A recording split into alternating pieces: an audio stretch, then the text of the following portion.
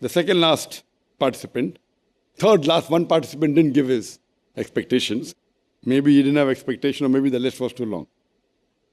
The second last is Muhammad Imran Fazil. The longer it is, that it came down lower in the list. Number one, inshallah, I would want to learn how to dissolve the fundamentals of other religions without hurting anyone's sentiments about it in a very respectful and meaningful way. I'm sorry. You will not be doing this here. Why? I'll tell you. Your expectation. Inshallah, I would want to learn how to dissolve the fundamentals of other religions without hurting anyone's sentiments about it in a very respectful and meaningful way. Why will he not learn this here? Can anyone give the reply? I repeat it twice. Why will he not be able to learn here how to dissolve the fundamentals of other religions? Yes, brother. Can you pass on the microphone? What you mean, I know. What your intentions, I know. But the words are. Yes, Alhamdulillah, what I've learned, the fundamentals of different religions is Tawheed, what I've learned from your correct. So lectures. if you dissolve Tawheed, how can you be a Dai? You should tell, I will learn here how to convince them that the fundamentals are Tawheed. You understand? I know what your intention is. You wanted to tell that I want to dissolve the wrong thinking, but the words say, dissolve the fundamentals of other religions without hurting them. With hurting them also you should not. Correct? I know your intention. I want to correct it. Because the fundamentals of every religion is Tawheed. To remind them of the fundamentals of other religions, which is Tawheed. Correct? Yes, Brother Imran. Are you convinced? We'll deal with that, inshallah. We'll be dealing with the fundamentals of other religions. And you'll come to know, I will teach you how to convince them to go back to the fundamentals rather than dissolve it, inshallah. Point number 2, looking for opportunities to practice our learnings through internal and periodic debates, exposure to public speech in front of crowd. Inshallah. Once, I remember that last training program I conducted more than 16 years back in 1999. Amongst one of the participants was a Malaysian, also a Christian revert, like how some are here. Brother Muhammad Ayub, do you know him? He was a Christian missionary and he had the title IFS, International Forgiver of Sins. You know, in Christianity, you have authority, you can forgive sins in this locality, you can forgive sin in this city, you can forgive sin in this country. He was International Forgiver of Sin. International means he was based in Germany. He was a Malaysian. He was a Christian. He had the post of International Forgiver of Sin. And these people are trained. They are trained thoroughly in how to speak. But when he came and spoke on the stage of IRF, that time the stage was small. Very small stage. The size of the auditorium was 350 square feet, 35 square meter. This is 10,000 square feet, 1,000 square meter. You multiply, 30 times bigger. The whole of this auditorium we had was small part of the stage. The stage is covering actually more than half of the floor. On that small stage of IRF, he was shivering. And he was saying, all my training went to the dogs. All his training went to the dogs. He said, I've addressed large audiences, but here speaking on the stage, But alhamdulillah, it was dipped and then went up again. Then he realized the effectiveness that was there, because that training is not based on haq, this training is based on haq. The difference. So inshallah, may Allah give you the opportunity to be able to speak effectively. Effectively is the most important word, inshallah.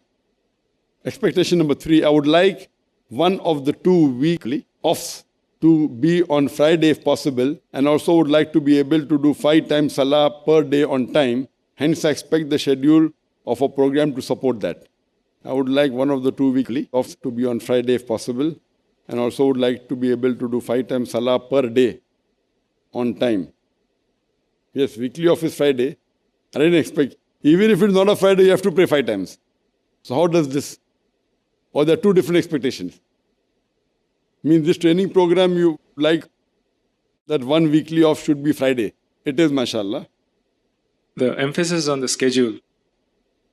That you wanted the schedule to be in such a way. In a way that it is facilitating all these week off. And if it is not? Well, I was just expecting that from our training program. If not, I would have requested anyway. I'm asking you a question. That if your expectation is not met, if the Dawah training program doesn't give time for Salah, the training program is not worth attending. It is like you telling me, okay, I will come to have lunch with you as long as you don't serve pork. If you tell that to a practicing Muslim, he'll feel offended. What do you mean? I'm going to serve alcohol and pork? You understand, no? So when you're going to a Dawah training, that means you have not done your homework. That means you have not done your homework on Dr. Zakir Naik, and neither have you done your homework on IRF. And without doing homework, you are going to give 50 days, 45 days. It's not advisable. Actually, sir, there was one other line I had in that email that I haven't attended any Dawah programs and I really do not know what to expect. And hence, these were some of the things that came to my mind. If the Dawah training program does not give you time to offer Salah on time, it's not worth attending. It may be the best program in the world. That means it's an un-Islamic training program. It can't be an Islamic Dawah training program. Salah is the most important. It's the most important. If you join IRF, it's compulsory that every person, they have to offer Salah on time, in Jamaat, in the mosque. On time, in Jamaat, in the mosque. The sawab that you get in the mosque is multiple times more. In IRF, it is compulsory, unless if you go on outdoor assignment. Compulsory. One of the requirements to join IRF is to keep a beard. Compulsory. Preferably one fist. Minimum we say 1 centimeter so it can be seen. But preferably one fist. Wearing the cap. Wearing a cap is not fard in Islam, but it's a sunnah. Wearing trousers above the ankle, it's a fard. So when in an organization where wearing the trousers above the ankle is a fard, I don't know of any Islamic organization in the world. They may be, Allah Alam. I have traveled to different parts of the world. I don't know a single Dawah organization in the world which makes it compulsory for its employees to keep a beard and wear trousers above the ankle. I don't know of any. Not even in Saudi Arabia. Even in our school, we have, mashallah, more than 450 employees in Bombay alone. It is, alhamdulillah, one of the largest Islamic Dawah organizations in the world, alhamdulillah, in terms of number of people working. So you cannot expect, you have to inquire. Before submitting your application, if you doubt, it can't come in expectation, it can come into your inquiry list. Is it clear? So in future, if you're going for a training program, it shouldn't be expectation. If you say, I would expect to become a 5-time namazi, that's a different thing. I would want to become regular in prayer, that's different. But you can't expect that you will have a Friday off. And Friday off is preferable, not compulsory. Here we have a Friday off, alhamdulillah. Praying Jummah Salah is a must, alhamdulillah. So that expectation is not by doing the course. If they allow you to pray, they are doing a favor, it's a requirement. So this will not come in expectation. It should come in your inquiry list. Point number 4, inshallah, good halal food, safe and clean place to stay. Inshallah, halal food is there. Good food is subjective. I was telling yesterday to the foreigners, what's good for me may not be good for you. To the foreign participants, and 10 of them are from the Oriental line. 6 are from Malaysia, 2 from Singapore, 1 from Indonesia, 1 from Japan. So 10 people of the participants are from Oriental. So I asked Asif Naik, who's my nephew, that try and get some Oriental food. He said, taste it. I said, what will I do tasting it? Most probably I won't like it. You're asking the wrong person. You can ask Oriental person, ask a Malaysian or Indonesian to taste it. Even if I say, yes, it has no value, even if I say, no, it's no value, most probably I'll say no. So he said that, will I send a sample to your home? I said, what is the use? Correct? Because I'm not expert in that field. And personally, I don't like, I've had Oriental food. So good is subjective. Halal, yes, it has to be. Again, you inquiring whether you'll get halal food is an inquiry. It cannot be an expectation. If you come to know that there is a course where halal food is not served, you have to make arrangement for your own halal food. But Islamic organization giving haram food, that means you haven't done your inquiry on that organization. Safe and clean place to stay. This is a question which I have to, though I didn't want to tell in detail. Point number 4, good halal food, safe and clean place to stay. Good food is subjective, halal inshallah is there. Good, safe and clean, safe place. Some people don't like staying in buildings. It's very safe. We're talking about Mumbai, right? What is Mumbai? I've heard a lot of things about Mumbai that it's not really safe. You know, Mumbai, in the cities of India, it doesn't come as, Delhi if you say yes. And the most dangerous cities, Bombay is considered one of the safest cities. And there was a survey done in Bombay, which is the safest locality. It is Dongri, where organization IRF is. For the women, there is a survey, which is the safest locality for women, because we are in the hub of the Muslims in Bombay. So safe, good halal food, clean place to stay. I didn't want to comment on this question, but I'm commenting because it's an expectation.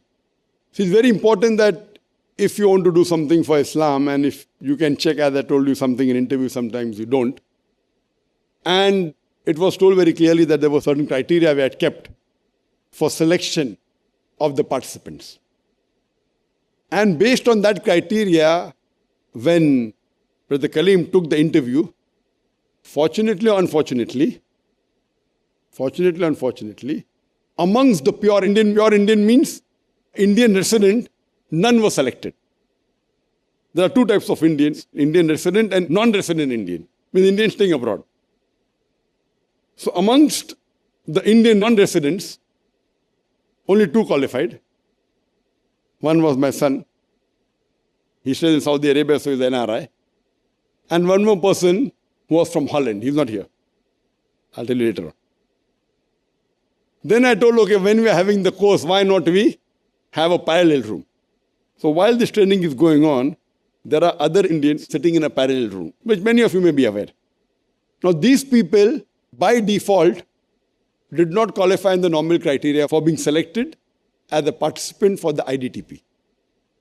As a general policy, we asked to all the people who applied, you want to be a full-time Dai? And almost all said yes. Then we also asked the question that would you like to work in IRF as a full-time employee? And Alhamdulillah, more than 80% of the foreigners and more than 80% of the Indians said yes. Not that we wanted to employ them. But as a question, why? If you want to be a full-time Dai, are you willing to work in the organization? La ilaha illallah, la ilaha illallah, Muhammadun Rasulullah, Muhammadun Rasulullah. أرجو رضاك يا الله أنت الرحيم يا الله هبني عطاك يا الله أنت الكريم منك العطاء يا الله أنت العظيم يا الله فيك الرجاء يا الله أنت الحليم الرحمن الستار ملك الملك الغفار الوهاب المنان المتعال الرحمن الستار ملك الملك الغفار الوهاب المنان المتعال الرحمن الستار ملك الملك الغفار الوهاب المنان